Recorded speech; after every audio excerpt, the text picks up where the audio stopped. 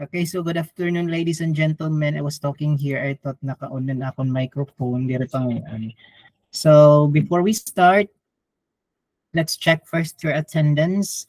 Alam naman na I appreciate it. Parang I have a lot of attendees now this afternoon. So, check muna tayo attendance. As I've said, we are going to compensate your effort for attending your online classes. So, you will give additional 5 points. Wala, parang feeling ko mapasarap ka mo chapter because of additional 5 last week, 5 na liwat yan na. So, direct I cannot handle, I cannot give a chapter test today because may mga issues ng ibang students, may mga din naka-attend. So, we will have it next week, but the coverage will be operating console and the discussion for this afternoon. So before I talk too much, so let me check your attendance first. Please open your camera. Because I know, diba? So what is the most attractive part of your body? Wow. Miss Ortego, magkano ang kilo ng crispy pato? Wow. Pati mga na pinapakita na't mga biceps, di ba? What is the most attractive part of your body? It's my forehead because that's the only part of my body that's visible during online classes. Sige. Wow, sana all mga fresh, mga dapagdaan, Miss Gloria Tan. Kayo lapag duro-duro nga dahigdaan, bakit tumawag ki St. Peter? Sige. Sige, 1, 2, 3, smile. Ano may smile nga nakaagtang man la iton. Yan, sige. So later, before we end, also we will check your attendance. I'm going to send it first to the baka makalimutan kong isend sa aming GC. So send ko muna. Okay, medyo kalimtanon na ako. Yun. And post ko liwat sa ating pamati ko magsigisig na nga ni kita yung online class, perfect ko na ini nga aton mga ginihimo ha kalibutan. Pamati ko mapaperfect ko na ini isang pindot ng naka-check na attendance, may proof, may recording and all. Okay, so later after the discussion, I'm also going to give the recording. But ang tagal. Dali ha, direct nakaka-post nga di aton. Sino okay na akong naka-check na ko yung attendance. Salamatan iyo mga agtang. And so let me share my screen. So let's get the ball rolling. Tomorrow we have a webinar. Hindi ko ma-share. Okay. Can see my screen. Yan. So I hope you can see my screen now. So tomorrow we have a webinar that's entitled, but wala on. I was expecting like si Iskilio. Akala ko part siya sa mga sasagot ng what's the most attractive part of your body? Akala ko sasagot to Iskilio. The most attractive part of my body is my skin tone because that's the most thing that's been noted by people. Akala nila Bombay ako. Yun pala. Di ba parang Arabo. Nagulat ako ng mga responses niya, pero siguro na na kamo, nasawa na kamo kay last time kamo an bida ditohan webinar kanan baby one more time. So tomorrow we have a webinar, so that's entitled Looking Good, Am I Right? So this is about the wide array wide array purposes of the magnetic resonance imaging. So puro tayo MRI tomorrow. So our speakers are Seymour Mabalatan. He is the section chief of the Magnetic Resonance Imaging Division of the Vicente Soto Memorial Medical Center. So Dr. Mabalatan is all the way from Cebu. And the other speaker Sir Donald Ian Nabablit. He's the former instructor of the University of Eastern Philippines, UEP. He was the former program chair, and he is now working dyan lang naman sa tabi-tabi nasa United States of America. So tomorrow our lectures are wide array, high caliber. So yung isa nasa Cebu, the doctor, and yung isa nasa all the way from the United States of America. Diba? So, bigatin na talaga. Parang yabang-yabang na talaga yung mga nasa RadTech department ng UEP. Parang dari basta-basta mga nakukuha ng speaker. So, please make sure to attend tomorrow. I guess your Ma'am Dermalyn is checking her attendance and your participation because especially for the pediatric MRI imaging. So, kung makikita natin doon, mga procedure on how to take care of the patients for pedia patients, especially during MRI procedures. And of course, this is a preparation for your third year subject, magnetic resonance imaging. Okay, CRDR, we all know that image acquisition, isa sa mga digital image acquisition is from the magnetic resonance imaging. Are looking into, hello po sir, maghihimo po kami documentation, boss. Mas paki ana iyo Ma'am Dermalyn on what to do because she will be the one in charge with your attendance and she will be the one because she is the level coordinator for the SRT2. Mas maupay kun kan iyo Ma'am Derms. I think I'm not in the authority to answer that question right now. But kung para ako maupay siya, di ba? Okay, so sige, so that's for our activity tomorrow. I hope you can participate that is via Zoom and Facebook Live. So bear with me this afternoon guys kasi it's been raining in Tacloban. Wow, it's been raining in Tacloban, hindi bumaligaw. So since yesterday it's raining here, our internet connection has been quite affected. Hopefully dire magputol-putol this afternoon kay naatakar paghapon, naglalag. But as I've said, I can send the recording later. Ayan.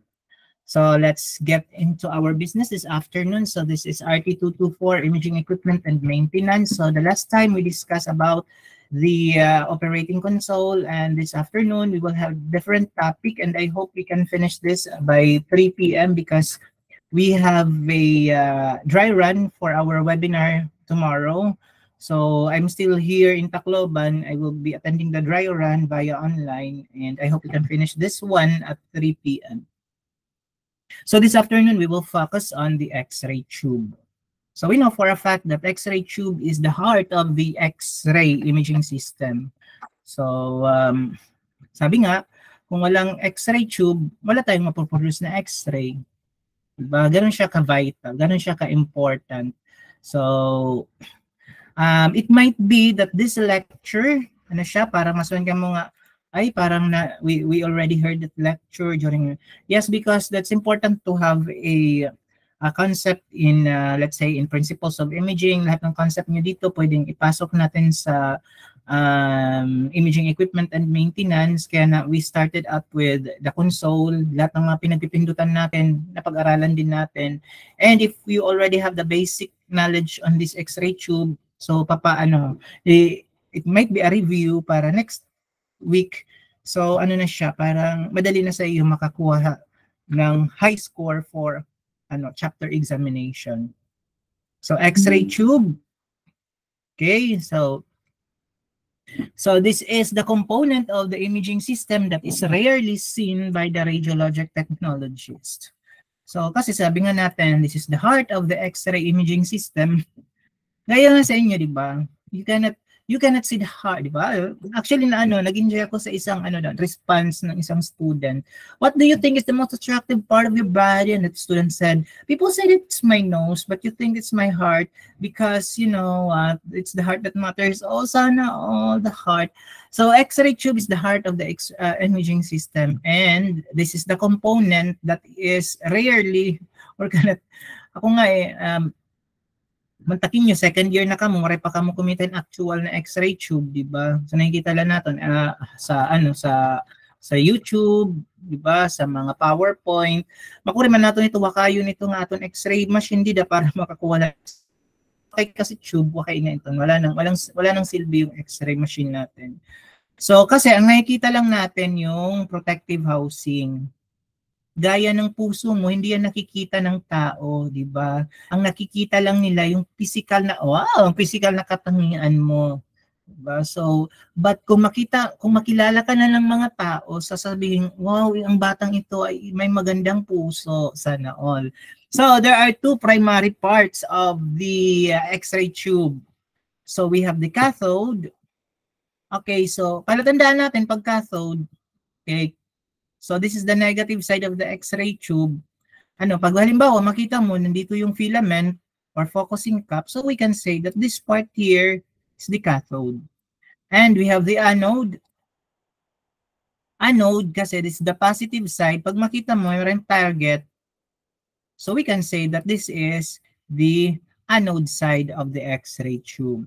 And an X-ray tube is a special type of diode. Diode in a sense that we have this negatively charged cathode, negative. Kasi this is, in cathode, nandun yung mga production ng mga projectile electrons that will be used up for X-ray imaging system. And we have the anode, which is a positive electrode. So again, we have two electrodes, kaya tinatawag siyang di meaning two. So diode. Okay, so we have this different X-ray tube support system. Okay, yung nakita natin is this is the ceiling support system. So can you see the ceiling? Yan. So parang yung X-ray tube para siyang si Spider-Man. Diba? So nasa ceiling support system. Yung railings natin, okay, so it consists of two perpendicular sets of ceiling mounted rails. So nakita natin yung mga railings natin, yan.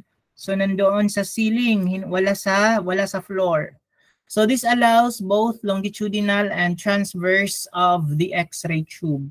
Yung kinaganda kasi ng ceiling support system, kasi we don't need to transfer the patient. Like for example, the request is chest X-ray or what kind of X-ray. Tapos yung pasyente natin toxic, nasa stretcher lang. Diba? You have that. I know. I assume you have that in your patient care that when we perform certain diagnostic, certain procedures, kailangan natin i-transfer si patient from stretcher going to the X-ray table, diba? So, transfer. Ito, halimbawa, nakita natin naka-ceiling mounted support. So, pag ang patient naka-stretcher, could be that pwede natin kuhanan yung procedure sa stretcher na lang. Hindi na natin kailangan pang ilipat. Not unless gagamit tayo ng mga yung mga high technical factors na kailangan natin ibaki. But for halimbawa, mga chest extremities na pwedeng gawin sa sa stretcher, doon na lang. Hindi na natin kailangan pang ilipat si patient. So, ito I use this one, yung ceiling mounted support, when I worked sa Divine Word Hospital or sa St. Paul's Hospital sa Tacloban. I don't know if they are still using the ceiling mounted support system. So pag makita niyo ang mga railings nandun sa sa ceiling, so that's ceiling mounted support. Yung most familiar one that you can see in the office is ganito, di ba? So nandito si X-ray tube, tapos may dadida ayan, parang may poste.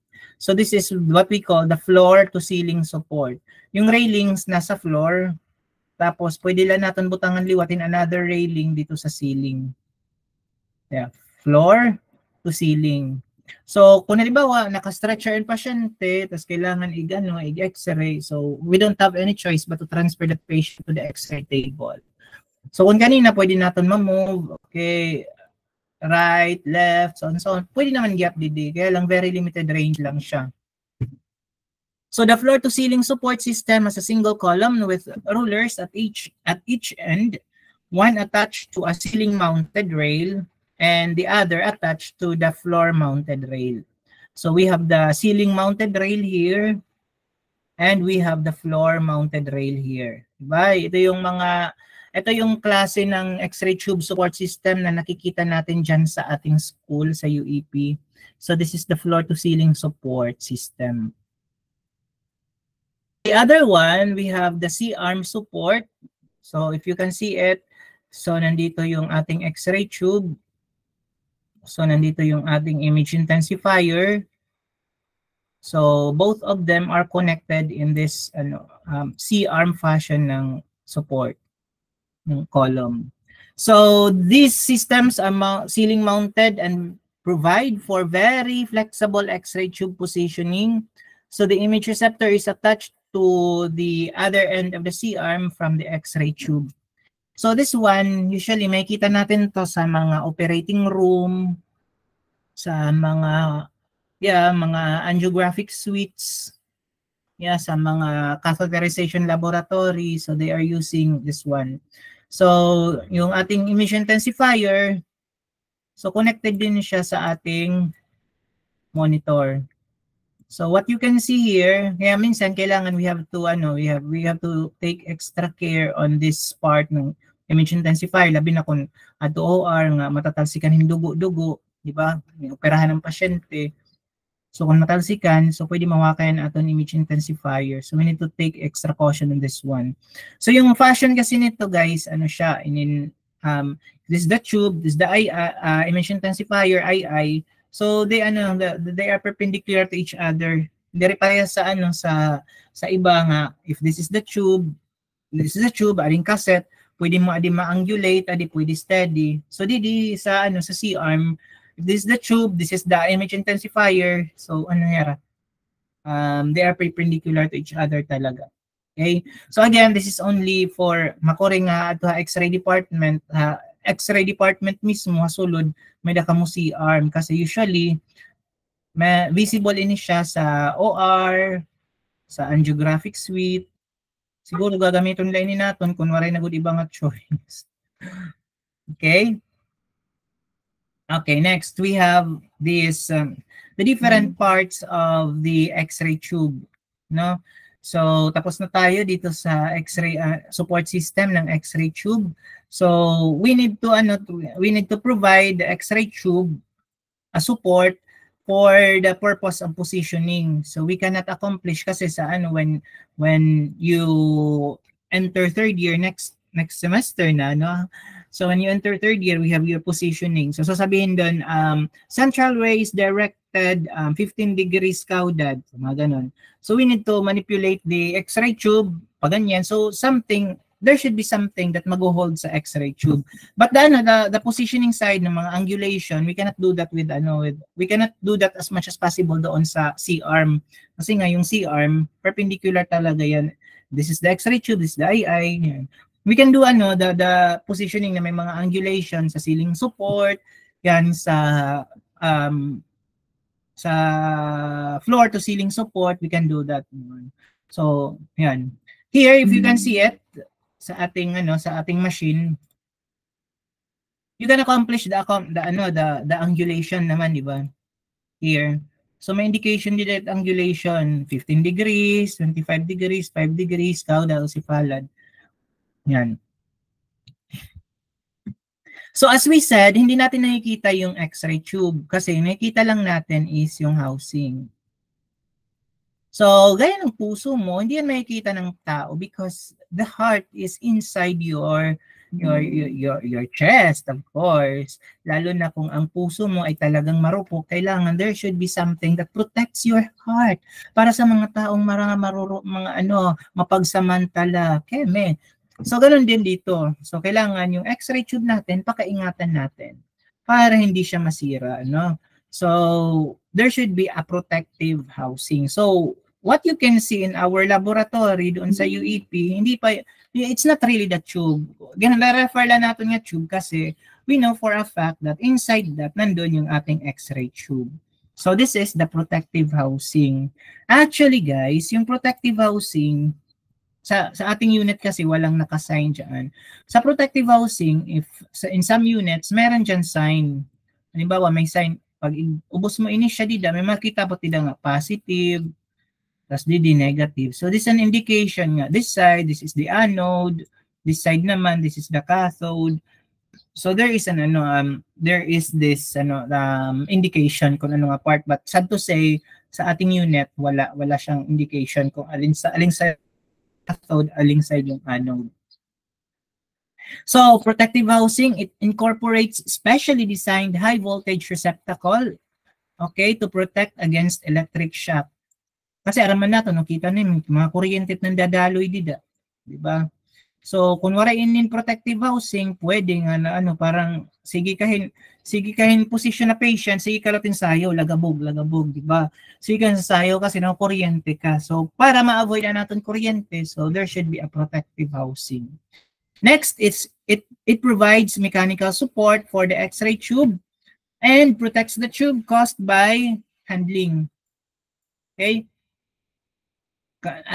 We protect the RadTech from kuryente. Here naman, we protect the X-ray tube from rough handling of we protect the X-ray tube from the from the RadTech. Baka mamaya mabasag. And another thing, protective housing contains the Diala oil. Hindi China oil, hindi Sana oil. Diala oil. And the Diala oil serves both an electrical insulator and a thermal cushion. Insulator kasi nga madamot wirings nga nasulod. So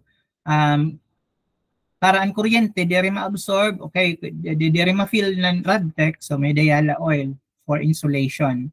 And thermal cushion. Thermal cushion yan, parang parang pag masyadong mainit na ang panahon, siya ang nag-absorb ng heat. So yan isa sa mga purposes ng Diala oil, number 5. Next, we have this collimator or the positive beam limiting device. Positive beam limiting device or collimator. Okay, so older name ng collimator is the PBL. So, di rin naman siya masyadong yung PBL hindi na masyadong ginagamit na term nowadays. Okay, so anong silbi ng collimation? So, if you can see it in the previous slide, yan. So, meron tayo ditong mga knobs. Yan. To. So, this is for the purpose of collimation. This one para makita lot naton an ilaw, no? So the collimation, this usually this is light localizing variable aperture collimator that is most commonly used when beam restricting device in radiography. So this is the collimator schematic diagram. Okay. We can imagine ito yung mga nasa loob nito. So this is the actual. So makikita natin sa loob, yon may bumbilya, may mirror, may mga shutters, no? Parang camera shutters. So ito yung mga nasa loob. It has first stage entrance with multiple blades. So nakikita natin ini. Okay, apat. Okay. So these are the first layer or first stage entrance. So halimbawa ito, i-rotate mo yung knob. So that's halimbawa this one, on the left side, direction ha, the left side. So kung i-rotate mo siya either halimbawa this one this two ma-move either towards the center, valgus movement towards the center or away from the center. Kaya ang aton collimation nag-iiba So halimbawa naman this knob, okay, on your right side, i-rotate mo siya. So pwede nga halimbawa this one, ma-move siya towards the valgus, varus. Yan, away. Ganun ba? May mga rotation, I mean may mga angulation. So halimbawa ang imo X-ray will only gusto mo ang imo X-ray is we are just only performing the hand X-ray. So with the collimation, kailangan i-collimate mo la siya adala didaan may imod and may ilaw sa X-ray Diri kay upul na nga di may forearm nanton hand to include forearm, wala tayong ganung procedure Yan. So that's the collimation. That's the thing. Kasi bakit kailangan nating i-collimate? Kasi nga, that's for radiation protection. Halimbawa, ang X-ray is only for chest X-ray. Di rin natin kailangan i-expose na ang head. Di rin natin kailangan i-expose ang so, i-limit natin ang exposure towards the chest lang. Diba?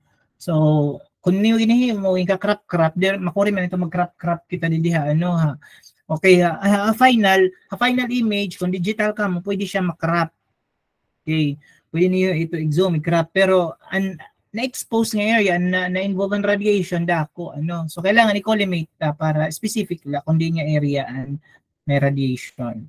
Second stage in trans, so there is what we call the, this is made of 3mm lead.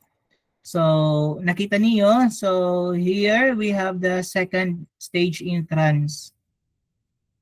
That is now towards the X-ray tube. So, we have entrance shutters. First, okay. And then it has a collimator lamp and mirror. So, nakita naman may dida ilaw. Kasi every time nag-X-ray ka, diba? Every time nag-X-ray ka, kailangan may da ka indication. There should be an indication nga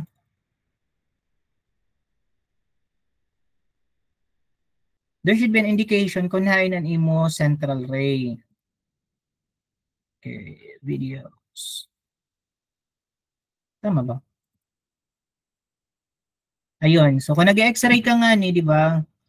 So, there should be an indication kung hain na yan. So, kailangan i-collimate yan. Nakita may ilaw.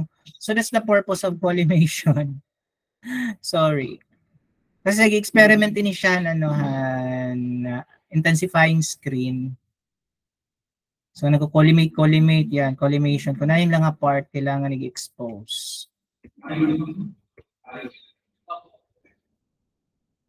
Anyway, hindi siya kasali sa ating. Okay, so halimbawa masering in your positioning, kaya makasugad na kamo nga the central ray is directed at the ganito kasi may dito indication like for example if you are conducting chest X-ray, chest X-ray, so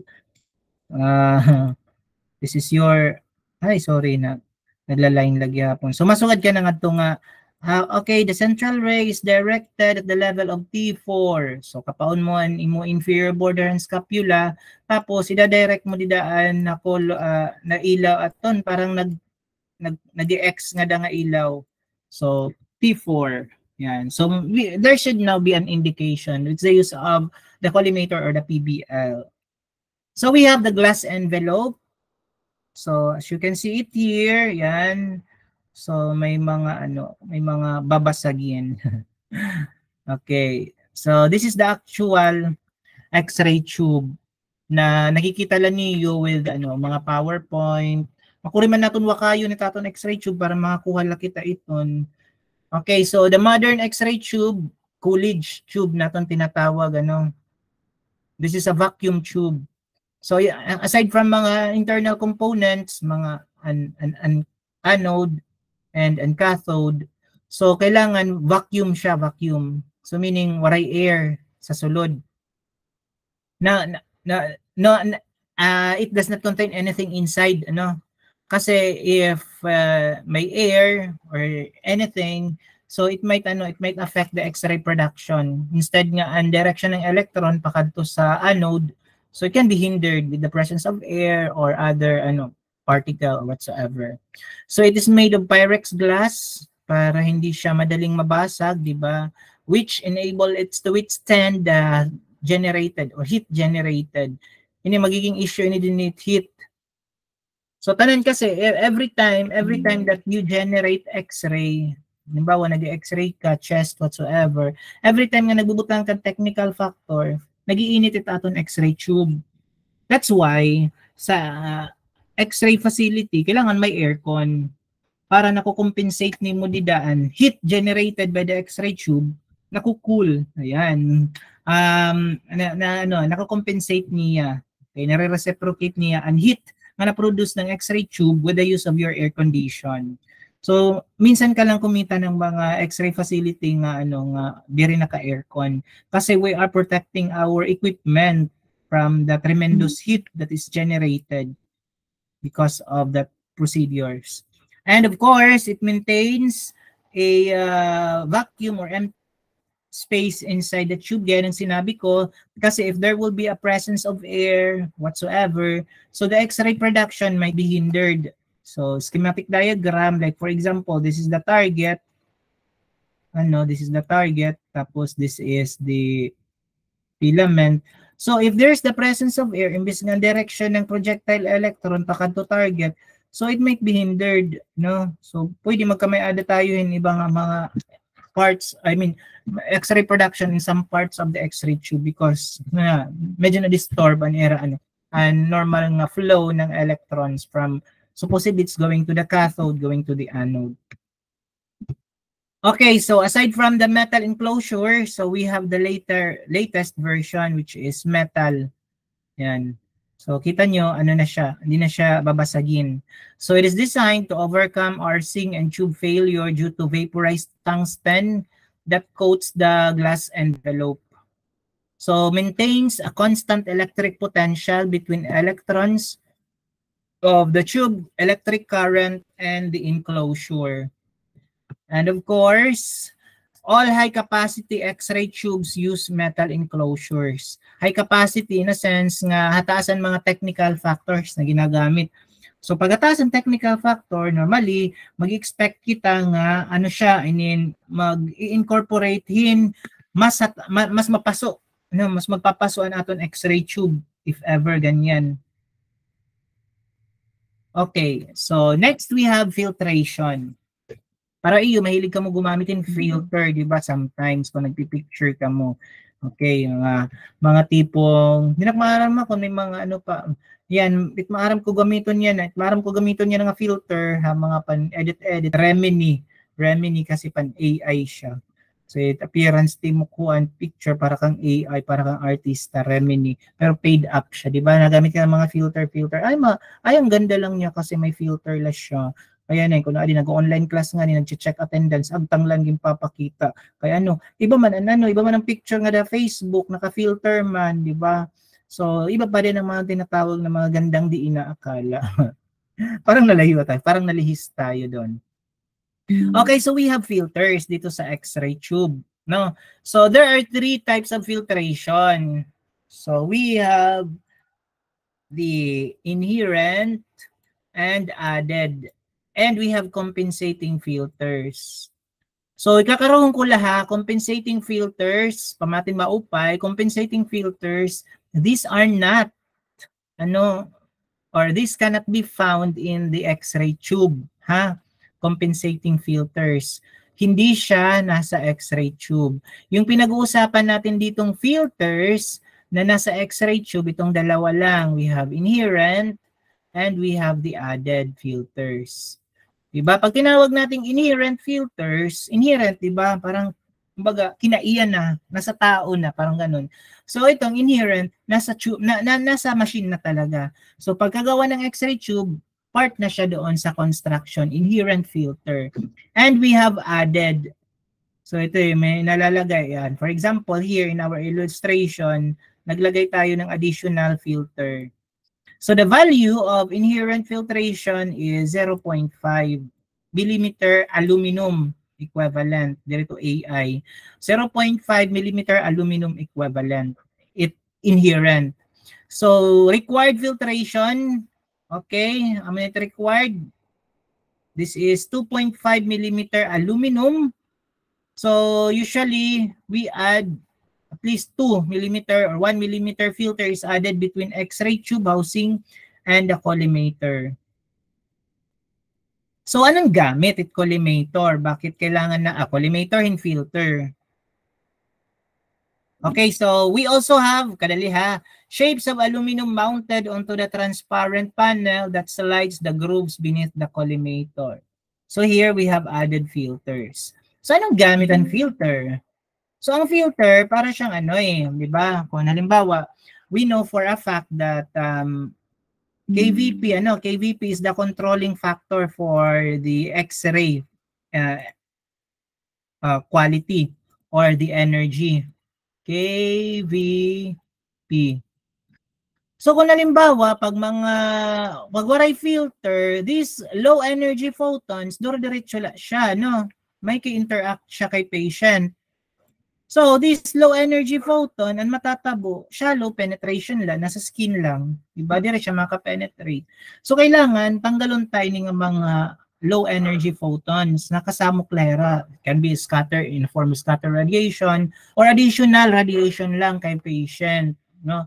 So, kailangan tanggalon tayo ng mga low energy photon to tawag ngayon niya, filtration. Usually, tawag sa filtration is beam hardening. Yan, sana all hard, sing hard ng, ay, di maram ko na anong klase nga, anong pat ng mga hard. So, beam hardening. So, we make the X-ray beam more penetrating. So, di ba? So, it's just the same analogous to you in the class, di ba? So halimbawa ang estudyante, yan. So this is battery test. Wow. So this is the battery test. Tapos ikaw to na student.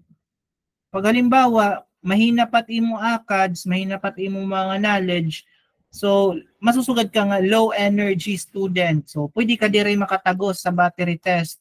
So meaning after battery test, remove ka na. But ikaw to, you are this kind of student. This is battery test and this is the student. So you have a good standing, no? So this is a good quality student. So battery test, matatagos mo siya. So kaya beam hardening. So if this is the filter, this is the X-ray. Pag low energy photon siya, dire siya matatagos, di ba? Kutubleya dida. So meaning walang interaction kay patient. But if this photon is high energy, so pwede niya matagos and filter, tapos diretso maka-interact kay patient. So meaning, ang mga nakakatagos kay filter are only those high energy photon. Kaya nga beam hardening. We make the X-ray beam more penetrable. Nakukuha ba? Okay, I hope you can get it, guys. So yan, so we have this filtration, the added and inherent filters. So we also have tissue compensating filters. Turuan ko lang ha, diri ini nang kikita sa X-ray tube. Bagkos, gimbubutang ini sa pasyente. So waray pakita ini sa UEP.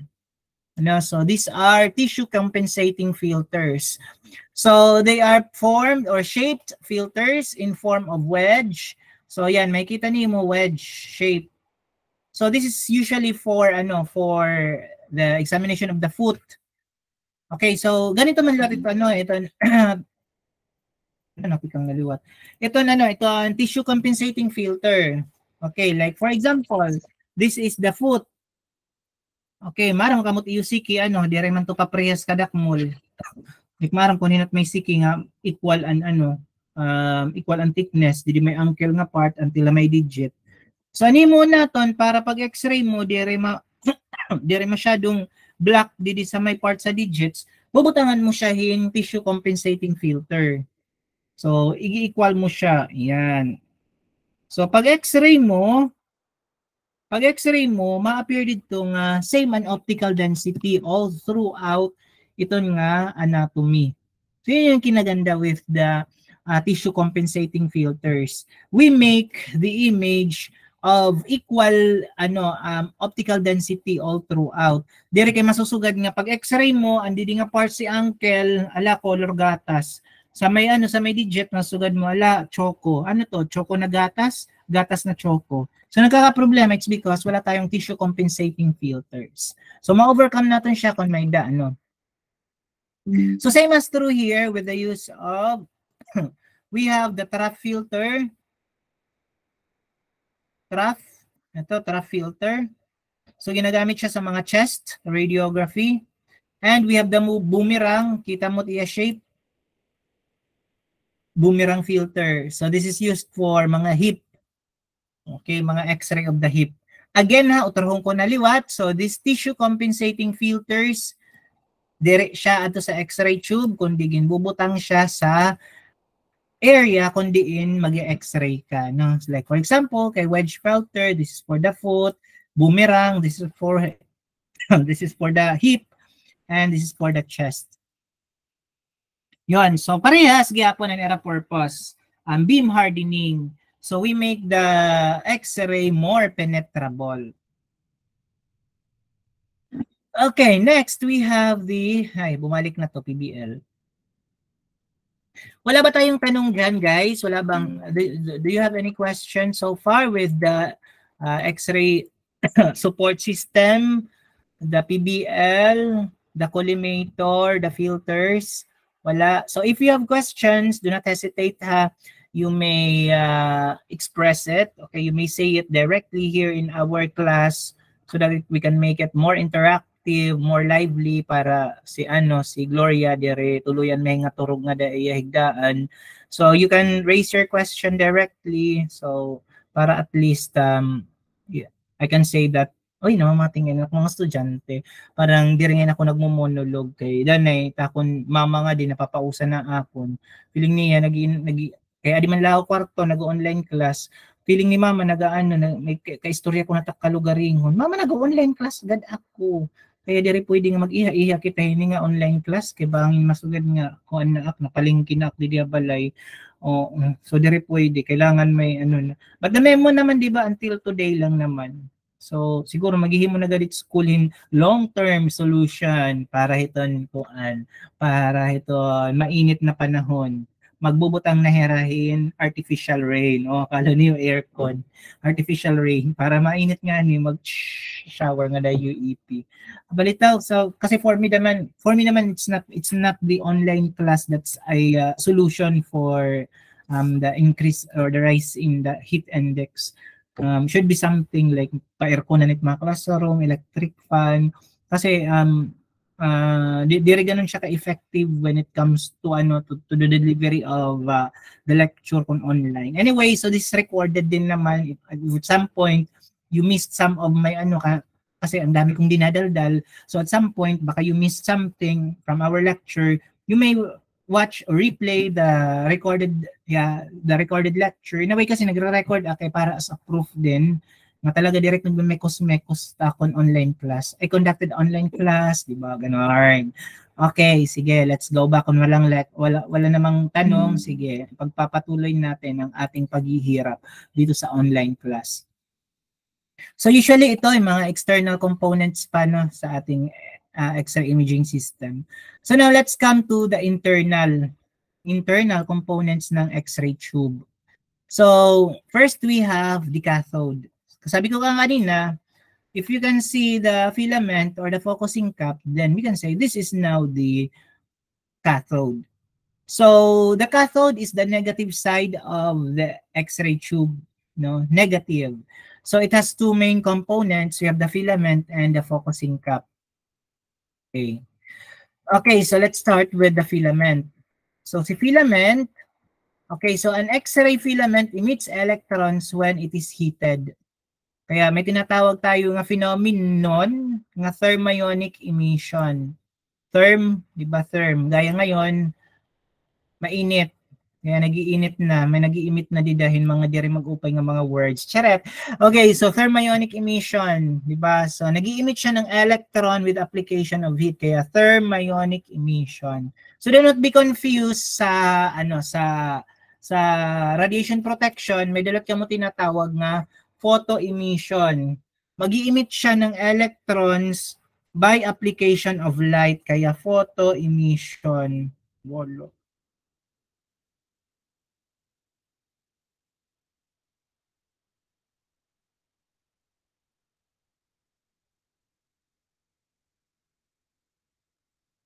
Okay. So kung nakikita natin din picture o GIF, yan. So when it is heated, may mga may cloud, yan, cloud of electrons. So I guess you can still remember what is space charge, no? Mga lang ini mga basic, Ayan, so I hope you can differentiate what is space charge and what is space charge effect. Ay, sorry, ang pangit ng pagkakasulat ko. Space charge effect. These two are different, ha? So, for filament, it is made of thoriated tungsten. Tungsten siya, pero gimbutanganin thorium. Oh. Kaso siya lang, thoriated tungsten.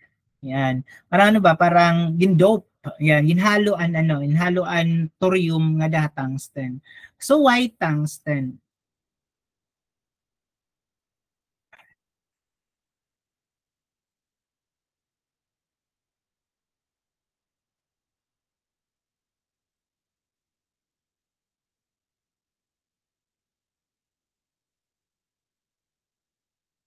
Okay, so why tungsten? So, ang daming, we have primary reasons why tungsten. First, it has a melting point of 3,400 degrees Celsius and it does not vaporize easily. So take note kasi ano nga 'di ba kailangan natin painitin yung yung filament. So there should be a material nga talaga magwi-withstand, diri matutunaw kung hataas na nga temperature. So tungsten is the best choice for that. Okay, dere siya nag-vaporize, dere siya nag-vape, dere siya nag-create ng smoke when it is heated. So, nag-a-add tayo ng thorium. If you are a fan of Avengers, di ba, nandun si Thor, the god of thunder, charet. So, pinangalan sa kanya yung thorium. Okay. So, nag-a-add tayo ng 1 to 2% ng thorium to the efficiency of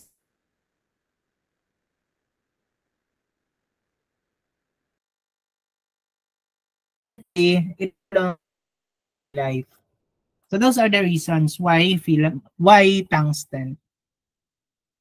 Next, yan, so masyadong naging complicated na, no? So we have what we call the filament current. Okay, filament current. So take note, the current is expressed in ampere. Diba? So current normally nasa milliampere. Kasi kung MAS, charge na siya, diba? Charge. Ampere, diba? Derivation ng ampere is coulomb per second, and we have another second, so makakancel natin in second. So the relationship between filaments, sana all may relationship. The relationship between filament current and X-ray tube current depends on the tube voltage. Remember remember the lecture the last time, 'di ba, yung sa console. So yung auto-transformer, magsusupply siya ng voltage doon sa filament circuit. And dito na yung pinag-uusapan natin dito, filament, nasa X-ray tube. So the filament current and X-ray tube current depends on the X-ray tube voltage. So at any given filament current, say 4.8 ampere, the X-ray tube current rises. So yan, nakikita natin dito. So from 0, nagra-rise, at any current. Yan. Yan, rise. But a further increase in KVP, there is this phenomenon that a further increase in KVP does not result in higher MAS. So ang nagiging rationale dito because all of the available electrons have been used up. So this is what we call the saturation current. So halimbawa dito sa color blue, asan na yun? So if you can see it here, halimbawa dito nag-rise siya at specific current. But kung nataasan mo pa to, hindi na siya, yan. For example here, the voltage. So kung bisan nataasan mo pa ang voltage, di rin na siya nag-i-increase ang aton graph, di ba? Kasi nga tanan nga electron nagamit na. So gintatawag naton ini nga saturation current. Like for example, for this one, so sige kan increase, okay, increase kan voltage, increase. But at some point, diri na siya nag-i-increase ang aton graph. Nag-remain na siya nga, okay, nag-stable. So this is now what we call the saturation current. Kumbaga, ikaw, nakita mo boyfriend nga may upod nga iba nga girl, So at sa first time waray ka lang muna, okay lang kay classmate ito niya. But when you came to a point nga nakita mo na ni mo boyfriend nag-story sana o may boyfriend, nag-story ni mo boyfriend, kasi ka ayoko na, sagad na, tama na. So umabot na ni mo saturation point. All of your pasensya, 'di ba? Parang sinabi mo sa kanya, ang pera ko ay hindi nauubos pero ang pasensya ko konting-konti na lang. Oy, linya itong movie ah. So yun, kasi all of your pasensya has been used up, umbot na ang saturation point. So nag-normalize na siya, nag-stable na siya. Sa research, may mga tinatawag ng gap kita ito ng mga saturation. So halimbawa, nag-interview ka, let's say, what is the most attractive part of your body? So nag-interview ka ng mga estudyante sa UEP. So out of 20, ang answer is puro eyes. So parang singka, ay tama na, saturated na siya, di rin mag-i-interview iba. Magko-conclude ako na most of the RadTech students say that their eyes is the most attractive part of their body. But parang yan mga online class, masibing ko, no, it's not the eyes that's the most attractive part of their body, it's their forehead. Because that's the only thing that's visible on the online class. When they say, you turn on your camera, forehead lang papakita, di ba? So, anyway, so that's the saturation, no? So, kumbaga sagad-sagaran, nasagad na ang voltage or nasagad na ang electrons. Okay, so fixed stations of 100, 200, 300 MA, so forth, usually correspond to the discrete connections on the filament transformer. Yan, as we have discussed previously. Di ba? Filament transformer or to the precision resistor. Okay, so pakitandaan na lang nyo to ha. Ang dami nyong tatandaan kasi next week, okay, papromise ko na takalugaringon. Diyan na ako magsa-saturation point. Papromise ko na takalugaringon. Magkamay na natin chapter test. Okay? Sige, so that's filament current. Next, we have the focusing cap. Okay, so focusing cap. Pag halimbawa, di ba, sabi ko kanina, pag halimbawa nakita mo na itong diagram, may ganyan. So that's the focusing cap. Nandyan si filament. Yan. So there's something na mag-hold kay filament. So the filament is embedded in a metal cap called the focusing cap. So ito si filament, naka-embed si filament doon kay focusing cap. This is the filament. Ayun, nandito yung focusing cap. Dalawa yung filament. So we have the small and we have the large filament. So the focusing cap is negatively charged, made of nickel. An atom filament, this is made of thoriated tungsten. Diba? Sana. Atom filament, thoriated tungsten. And our focusing cap made of nickel. Wala, kadamo na tayo kailangan. Niyo i-take note kay parang baka next meeting, damo na chapter sila, damo na niyo memorize. Yes, kailangan girls, kailangan boys. Para sa future, para di rin mataktak sa battery test. Okay, the focusing cap is negatively charged so that it electrostatically confines the electron beam to a small area of the anode. Okay, so ang tendency niya kasi negative siya for electrostatic repulsion. Para halimbawa, maproproduce niya mga electrons, di ba, negative man. So kung positive siya, ma-attract siya di the focusing cap. Kaya negatively charged siya kay para ang direction is towards the anode or towards the target. Okay? So, kinakaptan lang niya, ginfo-focus lang niya si electrons pakadto sa target. Yan, kaya tawag niya focusing cap. So, most rotating anode X-ray tubes have two filaments mounted on the cathode assemble, side by side, creating large and small focal spot sizes. So, as you can see it here, meron tayong small, and meron tayong large. Actually, this focal spot sizes, if you are observant enough doon sa X-ray room, dirila kayo, pagka niyo yung X-ray room, pag kita niyo console, picture, ping, tapos post, pan my day, diri. If you are observant enough doon sa ating console, kung nakikita niyo ang console, Mayroon dito part dito nga pwede mo i-click ang aton focal spot size. Pwede ka magpili dito small focal spot, ay large focal spot, pwede yan. So pag-uusapan natin ang focal spot maya-maya lamang. So stand by, o di ba may teaser.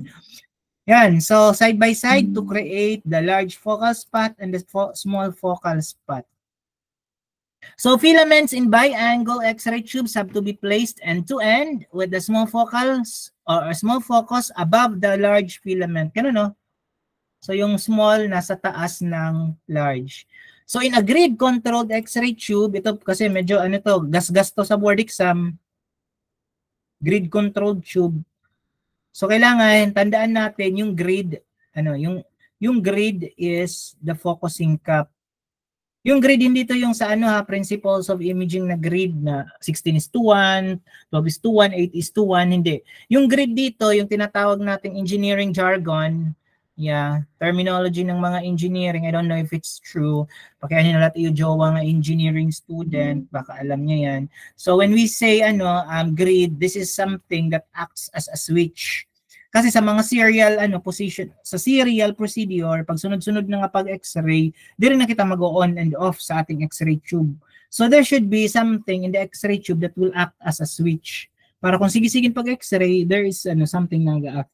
And na-accomplish siya, it's because we use the focusing cup. So the focusing cup is the grid and therefore this is the exposure switch. Okay? Next, we have the anode. Parang nahala man nakadto. Parang nahala ako yung kuan. Parang nahala ako nga sige ako lang dal didi. Okay, we have the anode. So we have the so when we say the anode, this is the positive side of the X-ray tube.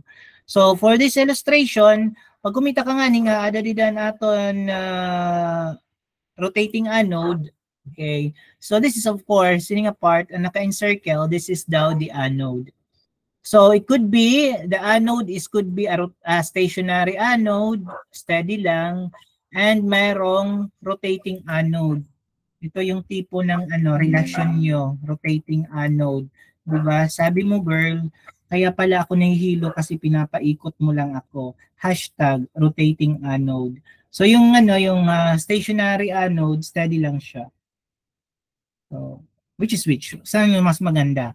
So, case-to-case basis, kung ano yung paggagamitan natin. So, here, okay, so there are three functions of the anode. First, of course, is that it serves as an electric conductor. So, remember that out of 100% na projectile electron, 100% na projectile electron, so only 1% is being used to or is being converted to X-ray. So madami dyan yung walang silbi. So some of which or 99% are converted to heat. Yung iba naman pwedeng gamit yung ibang electrons pwede niyang ibalik sa generator. So isa sa mga purposes ng electric ng anode. Second, it provides mechanical support for the target. So if this is the target, there should be something that holds the target and it can be accomplished because of the anode. And it could be a good thermal dissipator kasi nga sabi natin 99%, parang kagawla mga commercial. 99.9% putragis ito nga 1.1% waray pakamatay. So 99% of the projectile electrons is being converted to heat. Only 1% is converted to X-ray. Look, I am saying bad words. Hindi pa naman ako online. Oh my God, naka-record pa ngayon. Oh my gosh, I'm so sorry. I might be judged by some people. Pero sige lang, kay tayo man at nag-review at mga recording. Okay, so we have, or the material of choice for anode are copper, molybdenum, and graphite. Ini siya, layer niya, layer. Layer. Okay, so we have the target. So the target is the area of the anode struck by electrons from the cathode. So, as you can see it here, nandito yung target. So, isang ano lang, maliit. But for stationary, this is stationary anode. But for rotating anode, all of this is the target. Now, so in a stationary anode, the target consists of tungsten alloy embedded in copper anode. Yung target sa stationary is tungsten. Yung nag-hold sa target is anode, or sometimes this is copper. Okay, anode in copper anode. So pinaghalo yung yung anode is made of copper. Sorry, bakit ganun? Parang nalasing ako, no? So yung anode made of copper.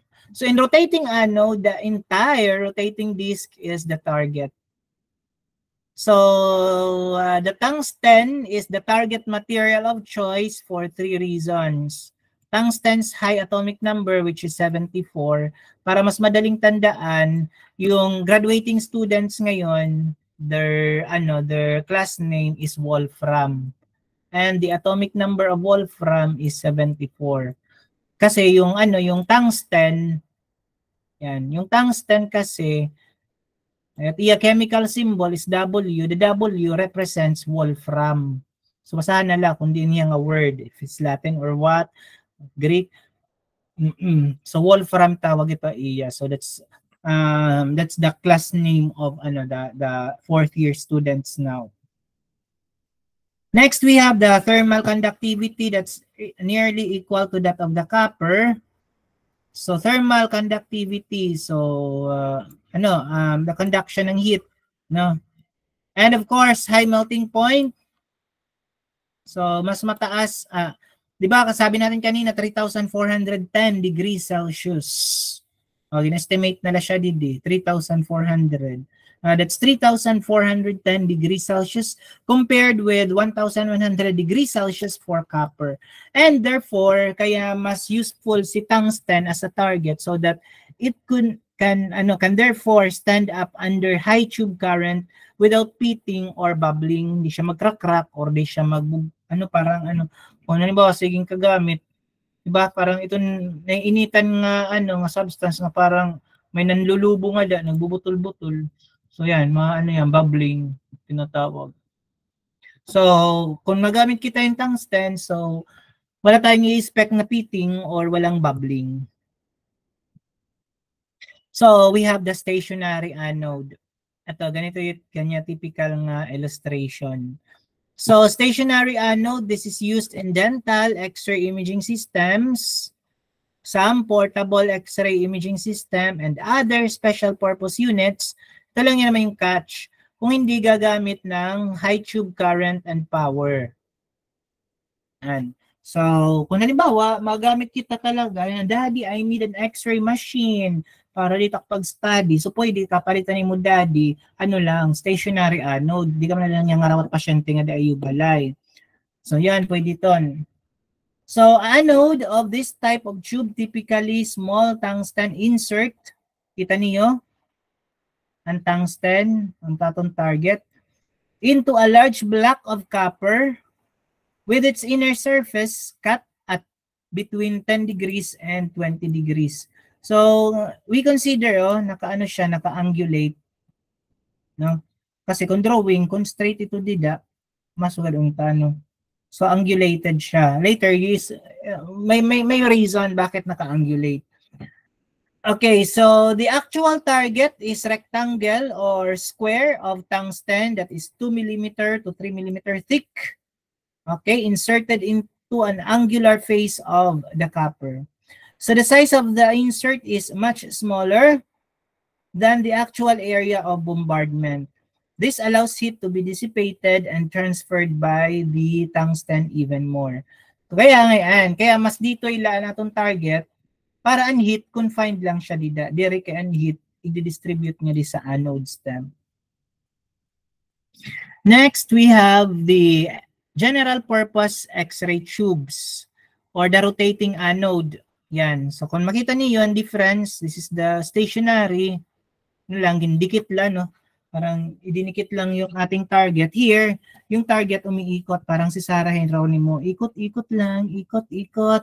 So, for rotating anode, magamit ni the general purpose X-ray tube that uses the rotating anode because they must be capable of producing high-intensity X-ray beams in a short time.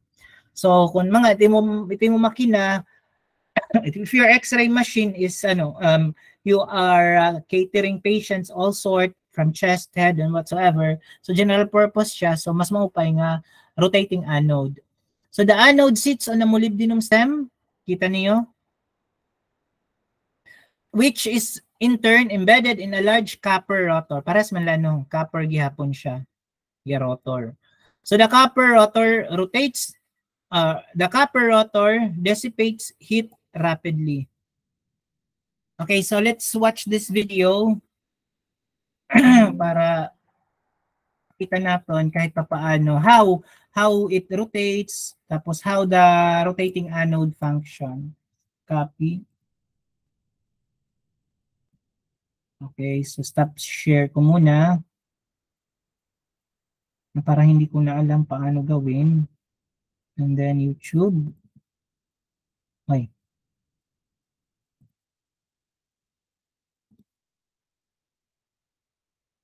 Hindi ko.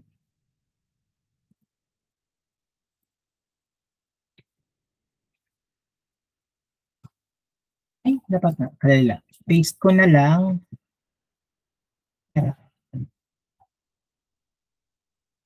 Yes.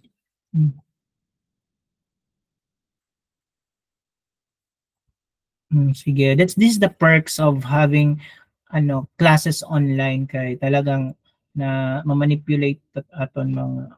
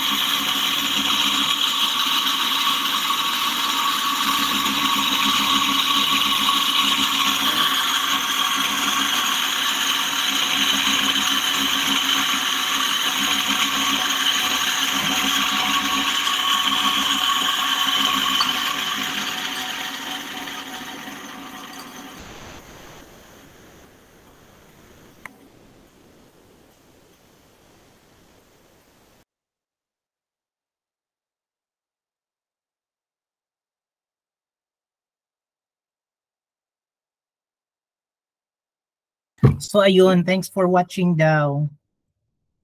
Sana naman hindi nyo masabing wala namang kwenta yung mga pinapanood ni Sir Charet.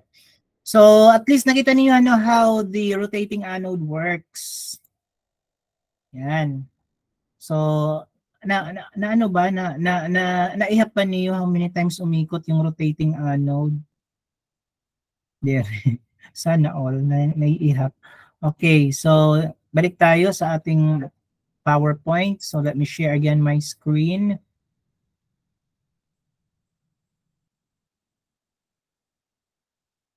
Tadaan! Okay. Ayan.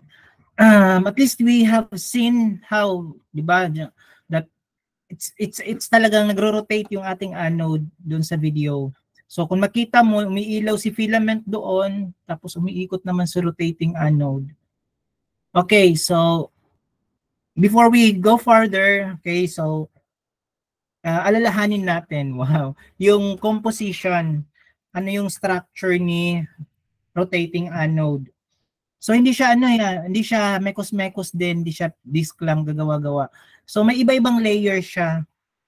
So the first layer, kung makita natin dito aton ano picture, 'di ba? Ano siya? Tungsten rhenium alloy. Yan. So aton second nga layer, oo. So ano siya? Molybdenum. Yan, molybdenum. And sa ilarom, this is for graphite. Yan. So alloying, hahaluan daw nimo ang tungsten with 10% of rhenium adds mechanical strength for high-speed rotation. Kaya kanina kita mo paspas, maray mo maihap pera ka revolutions per minute. So high capacity X-ray tubes have molybdenum or graphite layered under the tungsten target. So we have the molybdenum first and then graphite. So molybdenum has twice the specific heat capacity of tungsten disk of the same mass. So para diri siya masyado mainitan, adihi masupport, mag-absorb ng heat si molybdenum. And graphite has twice the specific heat capacity of molybdenum disk of the same mass, resulting in an increased heat load capacity for X-ray tube. Para hindi masyadong mainitan, adi paliwat si graphite.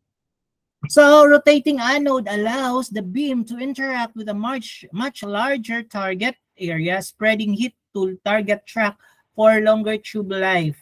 So ang atong ginihimo dito, halimbawa an X-ray dito interact with letter A, so i-distribute naton ang heat all throughout the disk. Unlike sa stationary anode, nga talagang specific lang siya, no. Mag-isa lang siya sa stationary anode. Once seated, dyan lang yung heat. So nagkukumpulan natatambak dida ang heat. So for rotating anode, dito yung dito na nag-interact yung X-ray. So ini-spread out niya sa lahat ng surfaces. Diri natin tatambak ang heat in just one specific portion. So other than that, the higher rotation, the higher the heat capacity. So most rotating anode rotates at 3,400 RPM, or that's the revolutions per minute. Okay? And whereas the high capacity tubes rotate at 10,000 RPM or 10,000 revolutions per minute. So siguro on video, dire man naton na ihap.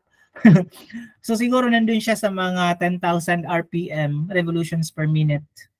Yan, so yung function niya, bakit niya pinapaikot is to dissipate heat, no, para hindi madaling mainitan yung ating X-ray tube. You know, the major concern here is the heat. That's why next week, before we go with our chapter examination, kay di rin na natin matatapos it's already 2:30. So kutubla ko niyan with anode Hill effect. Okay, baka hindi ko na matapos kasi it's already mag-2:30 na, tapos may pa kami dry run at 3 p.m. Okay, so tapusin ko na lang ini. Next week we will continue with mga mga rating charts. Because as we said, heat is an issue here in X-ray tube. So whatsoever heat technical factor kailangan i-consider natin kung safe or not safe for X-ray tube operation. Sabi nga natin, this is the heart of the X-ray machine. Makuri mawakay siya, no? Okay, anyway, so yun, that's the purpose. Hindi dissipate niya ang heat para dire siya madali mawakay. Okay, rotating anode consists of induction motor. Alam naman natin, based sa ating previous nga discussion, di ba? We have the generator, we have the motor, and we have transformer. So pag sumugad ka nga motor, di ba motor, it converts electrical energy into mechanical energy. And here, masasabtan natin nga an atom rotating anode is an example of a motor. So may dati di ba ang mga generic na mga ang generic na mga composition, yes, ang generic na composition ng motor, may rotor at saka may stator, di ba? So this is composed of rotor and stator. So pasok siya talaga as motor, induction motor. So the part outside the glass envelope, kung nakita natin kanina ang video, may dito part nga nandun sa loob ng nandun sa loob ng glass. Umiikot din siya, no, color black. So that's the rotor. But here, ato nga ni kamuha console, iba itong rotor. Rotor ang pag pindot dito, pindot. Rotor. Shoot, diba? Hang ganun. So the part outside the glass or metal enclosure is the stator. So stator. Ayan, stator. Tapos adin rotor. Yan. Pinanistadihan diri lang may cosmetics sa kala ko pag radtech pindot la pati ang gipipindutan ginistadihan pati mo ministadihan pa no ba yun. Okay, so next inside so the stator inside the glass or metal enclosure is the rotor made of copper, kay copper anode and soft iron fabrication. So when exposure button is pushed, a short delay is made to allow the rotor to rotate in designated RPM while the filament is heated. So take note of this class ha, kailangan may delay. No. So what I'm trying to say is, halimbawa mag-laboratory exam ka mo, tapos ako magbabantay, makato ka mo x-ray room, so masoda ko nga, naka-position ng patient, sige na, rotor shoot na, tapos diretso mo rotor shoot. So dirito pwede halimbawa ipipindot mo rotor tapos diretso mo ikuan. Kailangan sabi sa ating book there should be a short delay. Okay, when exposure button is pushed, there should be a short delay that is made to allow the rotor to rotate in designated RPM while the filament is heated. So kailangan I advise my student to at least muna rotor ka muna dida mga 5 seconds to 10 seconds. Yun nabasa natin, kailangan iparotate muna natin si rotor at saka i-hit muna natin si filament. So, for your assignment, not necessary nga ipapasa niyo. So, basahin na lang niyo kasi I think I will include, most probably this will be included in your chapter examination. So, you read on the different phenomena that happens, that happen when ano't mga natatabo when rotor button is pushed. Second, you need to consider the different phenomena when the exposure button. Of course, ini nga mga phenomena kailangan hanapon mo ato cathode side. And what are those phenomena that happen on the anode side? Ayan. So kailangan naton para mag-X-ray nga ni kita. So kumbaga ma-rotor. So we know that there are phenomena that happen when we press the rotor button. And there are phenomena that happen when we press the exposure button sa X-ray tube. Kaya next time maglaboratory nga ni kamo tapos diretso niyo i-shoot. Pipikpikon ko ka diri sugad kailangan nagro-rotor muna. Diba? 5 to 10 seconds nga pag-rotor. So it's something like that kami. Kung halimbawa ako sa Radtech. So halimbawa nakaposisyon pag-abot pasyente pag-abot pasyente sa hospital, kita mong pasyente, butang kat imo technique factor diyan sa console. Sige, masod ka nga. Okay, sige 76 kbp, 2 MAS. Tapos position mo yung patient ito let's say a grade or whatever, X-ray table. So once pagbalik mo console, meaning ready ka na mag-expose, ka naka-technique factor ka na, naka-everything, di ba? Ready na yung patient, ready ng tanan. So, mo, halimbawa, kung chest x-ray iton, so, click mo na daan ang rotor button. Rotor. Sige ma'am, ginawa larom, gawas ang hangin. Ginawan masalarom, utok. O, dan. Pag utok, pag saling mga utok, that's the time na ipupush mo na ang imo exposure button. So, kumbaga, nagsige ka na-instruct, naka-rotor nga daan. Kasi nga, there are phenomena that happen when you press the rotor button and when you press the exposure button. No? Ayan. So, may mga pagkakataon talaga. And if you are observant enough, guys, if you are observant enough, dire kay pagkanto niyo x-ray room, tapos may dila, kailangan nag-observe ka mo, So, pagka-rotate pala niyo yung rotor, makapansin ka mo nga parang may nagsasound doon sa x-ray tube. Yan. Parang nakita natin ng video kanina, di ba? Nagsasound talaga natin x-ray tube. And so, may mga phenomena kasi dito nga natatabo when you press the rotor button and when you press the exposure button. Kaya you need to study on this thing. Again, malay natin, nasa chapter test yarn. Yan, sige ha. So, asahan ko yan next week. Okay, sige, short delay. So, again ha, be mindful of that. Kailangan, pag mag-x-ray nga ni, diretso pag-press. Rotor muna, then expose. Rotor, shoot. Rotor, shoot. Ito, tinatawag kayo next time, para akon. So, kung nag-x-ray na, I let the student, doon siya sa console, ako na lang magpo-position. Sige, ako mag-position. Sige, rotor. Okay, sige, madalagan na. Tapos, okay, shoot. Tapos, dari ka pa ngayon nag-rotor. Diba? So, kailangan presence of mind. Okay, anyway, so let's go back to our discussion. So, the focal spot. Okay. Ang daming pala dito ang daming terminology na matututunan natin. So, we have the target, iba siya sa focal spot. So the focal spot is the area of the target. That is where the X-rays are emitted. So again, the focal spot is the actual source of X-ray emission. So most diagnostic X-ray tubes have two focal spots, one large and the other small.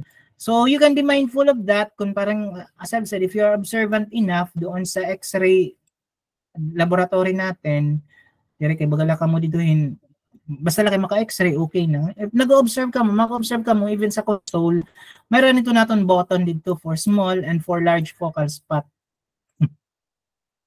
So, ano't gamit? Kaya kailangan may dapaman yung mga small ngayon large. Diba? Sa principles of imaging, masasabihan natin, small focal spot are used for better spatial resolution. Kung gusto mo maupay nga detail, ano mo image, especially kung mga extremities, bone radiography. So, kung gusto mo yung better spatial resolution or the detail, so magamit ka yung small focal spot. So, large focal spot, that is in the range of 0.3 to 2 mm. This is used when large body parts are imaged. So, halimbawa, mga abdomen, mga skull, lumbar, kasi magamit kita hinataas nga technical factor and that they produce high heat.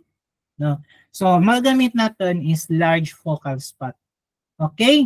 So again, paano natin masasabtan? You can click this one. You can click this one, this large focal spot and small focal spot doon sa operating console. Nandoon yan. No? Okay. And even yun, halimbawa mag-x-ray ka, you can even select saan mo i-direct si detector, sa table ba or sa baki. Meron doon sa console, i-click mo kung hindi da. Magliliya ito table, magliliya either ang baki. So pwede ka din nala. Kaya araman natin nga nag-i-emit ng X-ray tube. Pero kung gusto mo talaga ang detector sabtan kunhain, pwede may dito didaha console o mga buttons kunhain dida. Pakiano na lat yung teacher nga in charge ito yung laboratory. Paano ito dida? Line compensator, ada. Kasi naka-AEC, di ba? Naka-AEC. So, line compensator, add to itong kuan, itong AFS, small focal spot, large focal spot. Nato dito nato operating console. Dahil lang minatawag, pero anyway, I'm just going to ignore muna my calls because I'm still handling my classes. Okay. So, next we have these line focus principle. So kasi nga sabi natin kanina naka-angle tanan nga target.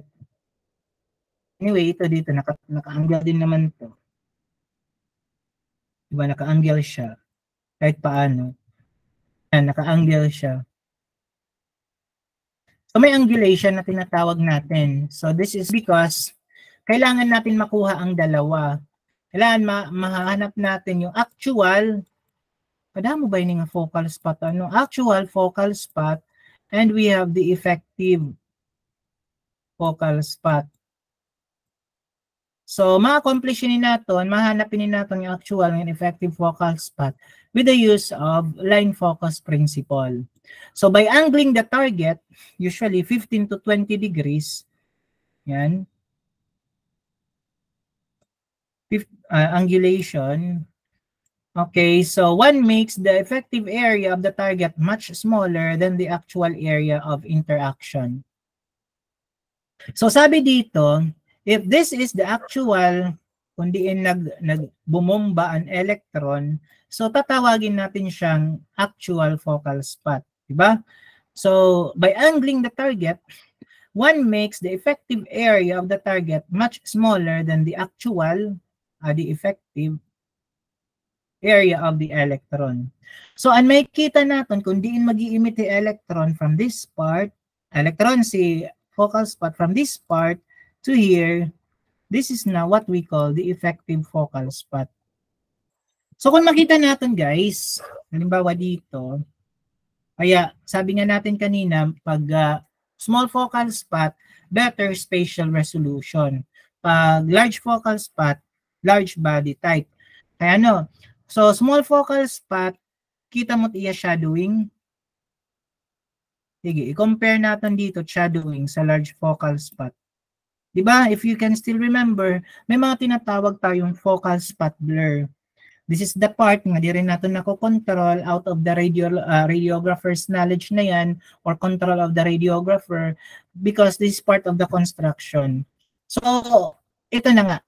Pag gumamit kita yung small focal spot, kita natin aton shadow, small na la, or either, may eliminate natin na focal spot blurring. So, if you can see it here, okay, so, yung area, okay, so the effective target or the effective focal spot, this is the area projected onto the patient and the image receptor. So, out of this, effective focal spot, ito na yung matatawag na effective focal spot here. Effective focal spot. So the line focus principle results in an effective focal spot size much less than the actual focal spot. So again, yung part natin dito is to avoid the what we call that one, the focal spot blur. Okay. Out of the line focus principle, okay, so may naman. So, we can, yung kinaganda kasi sa line focus principle is that we eliminate the focal spot blurring. We want a good detail of the image. But there is an accompanying event or phenomena. That's what we call the anode Hill effect. So, I guess I have to finish this one, this part sa anode Hill effect kasi nga yung time. So, anode Hill effect. One unfortunate consequence of anode Hill effect is one unfortunate consequence of line focus principle is the radiation intensity on the cathode side of the X-ray field is greater on the anode side. Again, mas sa taas daw or mas intense ang radiation sa cathode side. So if this is the anode, this is the cathode. So sabi dyan, mas intense daw ang radiation. So this is the midline, mas intense ang mga radiation sa cathode than on the anode. So the intensity of X-rays that are emitted through the heel of the target is reduced because they have a longer path through the target and therefore increased absorption. Now, the difference in radiation intensity across the useful beam of the X-ray field can vary by as much as 45% of the central ray to the useful beam in the imaginary line. So if this is the imaginary line, yung ating equalizer, so we can say that the intensity along the central ray is designated as 100%. So the intensity of the cathode side may be as high as 120%, whereas on the anode side may be as low as 75%. It's because of the line focus principle. Because of angling this target, so mas nagiging intense ang emission sa cathode side. So isa sa mga kailangan nating tandaan with the application of anode Hill effect is may impact siya sa positioning ng patient. So although some of the rad tech might neglect this thing, pero I'm just going to tell you this one because you are expected to be di ba? Sooner or later, bisang pinakuri-kuri kita niya pag eskwela kasi gusto natin maging rad tech, So one time, istorya chismis lang muna, tapos nasa ako, nagdadali ako. Kaya tatapusan ko na lang sa sa extrafocal radiation, sorry. So may dako dati ko classmate in college. Actually, ito siya, parehas kami, nagtrabaho kami sa Manila Central Manila Central University Hospital, Caloocan. So, parehas kami nagtrabaho dito. Tapos, the moment nag-resign ako, nag-istorya kami. Tapos, nag-istorya nga, one time, among doktor, sumulod nga bad mood. Kaya ito nga time, naka-film pa man kami, film screen imaging. So, ang tanan nga kuha dito, time, dito kayo magpili, mag-itom. Bad mood ang doktor. Dito amon kasi, amon hospital, may dito code. Dito amon mga x-ray. So halimbawa ako nag-x-ray, mabutang ako tak marker RE, Ronjel Estonilo. So tanan nga RE nga to nga film, ang nag-x-ray ito si Ronjel Estonilo. Yan. So ton, amo ti doktor, gido kay mag-itom daw ang kuha. Siya yung doktor. Ano to? Ba't ang itim ng x-ray niyo? Ano ba? Marunong ka ba kayong mag-x-ray or hindi? Bla bla bla bla bla. Sige na isog. Tapos, sinong kumuha nito? Okay, may mga marker na mo, hindi kayo makalusok talaga. Si B.O. Ben Otero. Yan, tawag ito ng doktor. Yan. Halika nga dito. Tapos, bakit po, Dok? Ikaw ba, alam mo ba yung tinatawag na anode Hill effect? Siguro na akong classmate na mental blockade, yan na baton, never heard, Dok. Dok, licensed ka, di ba? Parang makasiriod, licensed ka nga radtech, tapos masig ka nga never heard. Pero nag-init ang ulo ni doktor. Consultant ito radiologist. Ang ginhimo, ang radtech, hindanas pa ka to x-ray room. Tapos, sige, ibaba mo yung x-ray tube. Ibaba. Nasaan dyan yung anode at nasaan dyan yung cathode? Siguro kayo, syempre, ikaw ba, isgang ka ng doktor, in-lecturean ka ng doktor, mental block ka talaga. Doc, I don't have any idea po. Sabi ito, nakikita mo yan, may plus sign, may minus sign. Yes, Doc. Okay, so yung minus sign, that's the cathode. Yung plus sign, that's the anode. So ano yung tinatawag na anode Hill effect? Yan, dito nag-lecture na ang doktor. Yan, nakaseriyo din kung ikaw radtech tapos lecture ang kating mo doktor ngadtuha x-ray room. So yan, para para di rin na iniman na buhay iyo, pamati ka mo maupay. Pamati ka mo maupay tinatawag na anode Hill effect. So ganito yan, guys. Pag mag-x-ray ka, kailangan kailangan kitaon mo dito protective housing. Kaya ano ba iniliwat? Adali ha, ay discard ko muna tapos so kitaon mo dito sa protective housing. So doon sa protective housing meron doong sign plus minus. So normally pag plus anode yan, ito cathode. So sabi dito in general positioning the cathode side of the X-ray tube over the thicker part of the anatomy provides more uniform radiation exposure of the image receptor. So bakit nga ba na ano? Bakit naging bad mood yung doctor namin that time? Kasi nga ang itim ng kuha ng X-ray films. So na-bad mood siya kasi halimbawa, ano siya, put ng X-ray, mali ang position ng aton X-ray tube. Kasi sabi sa book, the thicker part of the anatomy on the cathode side. So kung ano mo cathode, na nga di sa may ano, sa may digits, so na mag-iitom talaga ito, magpipili ang film. So kailangan na baliktad. Cathode should be on may uncle nga part, no? So although most radtech neglect these things, but you know guys, this is in the book. Kailangan i-follow natin ang anode Hill effect na tinatawag. So, for example, in chest radiography, so the cathode should be on the inferior. Okay, so in the inferior, so the lower thorax of the region of the diaphragm is considerably thicker than the upper thorax and therefore requires higher radiation intensity exposure to the image receptor. So kung nag-X-ray ka daw ng chest,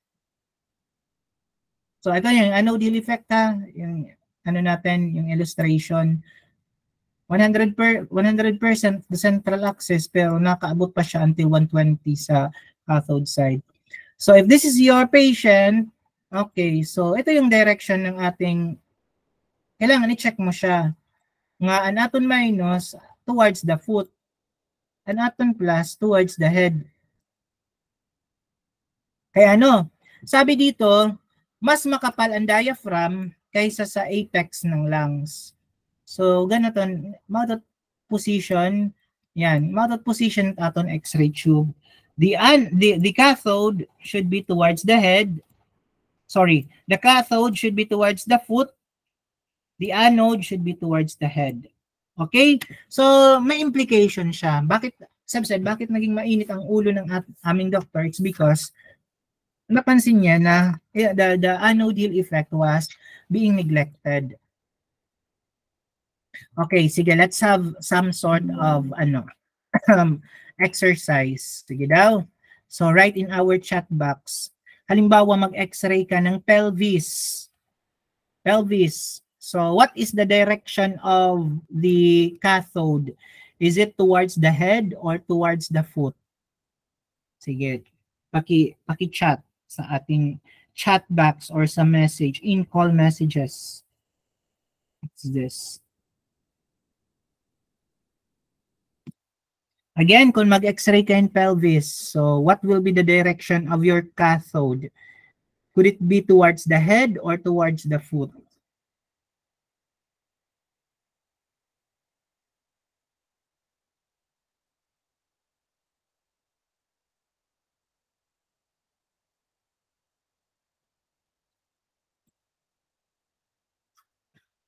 Isa lang nag-answer. Not isa lang nag-answer.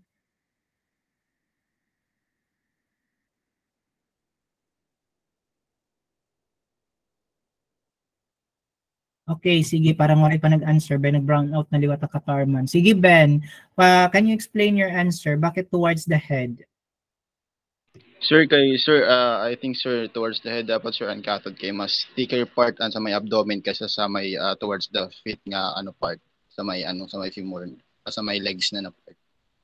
Okay, very good. So, mas thicker an abdominal part than the extremities or doon na sa may femur or sa may thigh nga part. So, kung mag-x-ray ng pelvis, normally, di ba? So, it should be towards the head. ang aton na cathode side. Sige, so that's good. So how about if we have an X-ray of the knee, tuhod, AP? So what is the direction of the cathode? Would it be towards the head or towards the foot?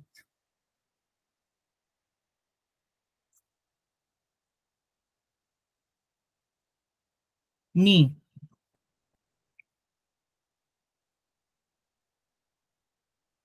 What's the direction of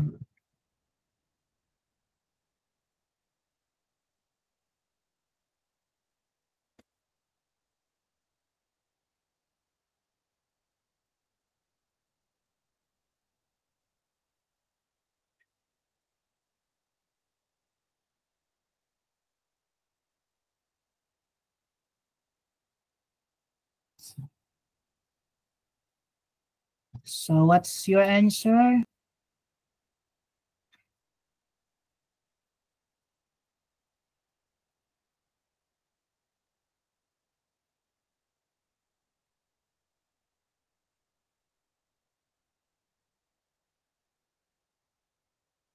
So,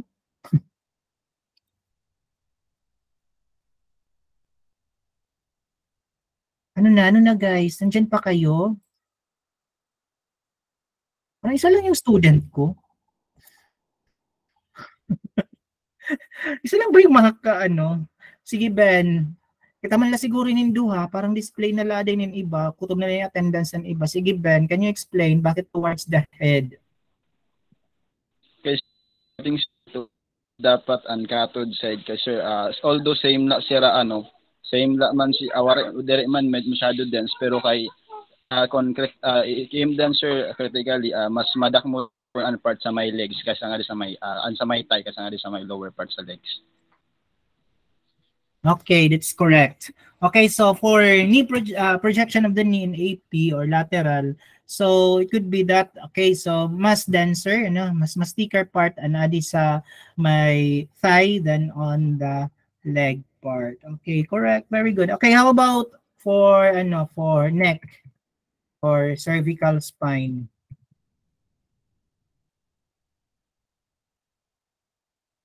What's the direction of the cathode?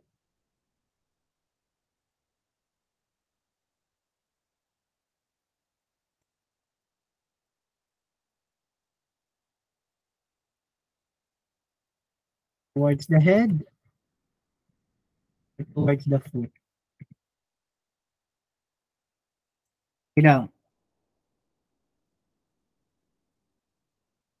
Neck.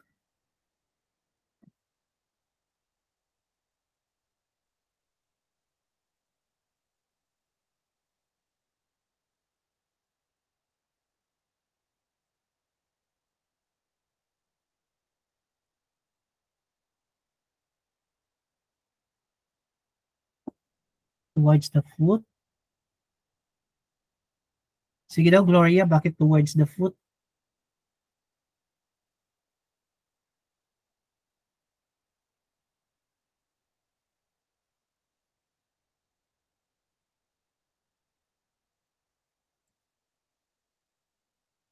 Ang ganda ng sinabi ni Gloria. Hindi ko narinig.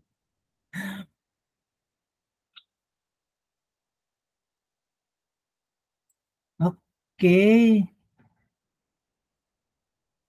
So, hay mas madakmol, your chest or your skull? The chest, sir. Ay, ano sir, position ng 8 sir, projection? I mean, pwede AP or lateral. AP nala AP. But normally, pag lateral, gaganyan na natin yan.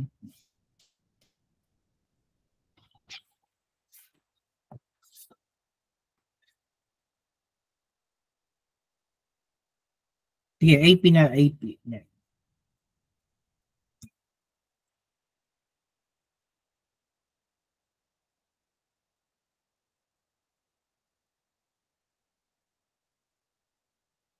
Sige, anyway, so magpo-post na lang ako later ng assignment ganun din, same as through yung kanina, yung itong mga rotor button, ano lang, mga for study guide lang, not necessary nga sa submit niyo. Mali lang natin para next week, pag chapter test, nandun siya. No?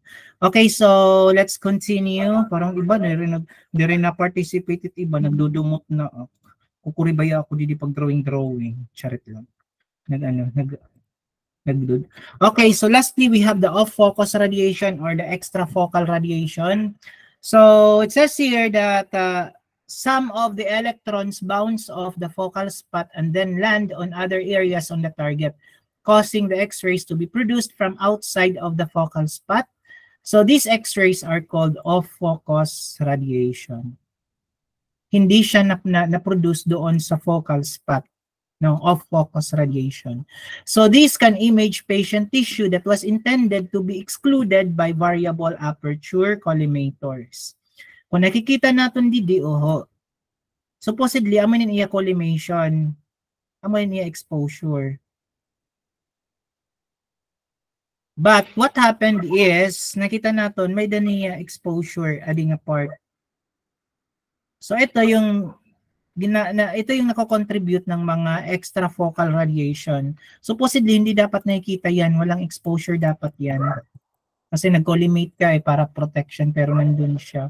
So, mangyayari yan, this is reduced by designing a fixed diaphragm in the X-ray tube near the window of the X-ray tube. Or it could be that gagamit tayo ng metal enclosure tube. Papaliwanan natin X-ray machine. Okay, so dito lang muna tayo sa focus radiation because it's already time. So next week, we will continue with X-ray tube failure. Papasok tayo sa concept ng rating charts.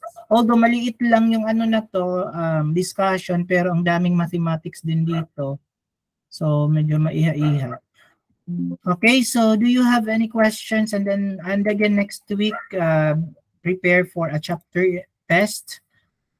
Okay. So do you have any questions? So as promised, yung nakakakumpleto ng attendance from start to finish, yun lang sila yung ating bibigyan ng credit. Tapos iba puro lang ka-attendance, di rin na-recite. Okay. So stop share. Attendance, please turn on your camera full screen. Camera naka-focus sa agtang. Ay, sana all mga fresh pa sila. Ay, may visitor. May visitor in the person of Labagala. Nag-share na lang po kay Kuan. Lawa kay cellphone. Hala. Sige na lang. Wakay ka mo. Ito, sinat ka ulugin mo, jowa, overnight. Ay, sana. Ano ito, Gloria? May anak ka na?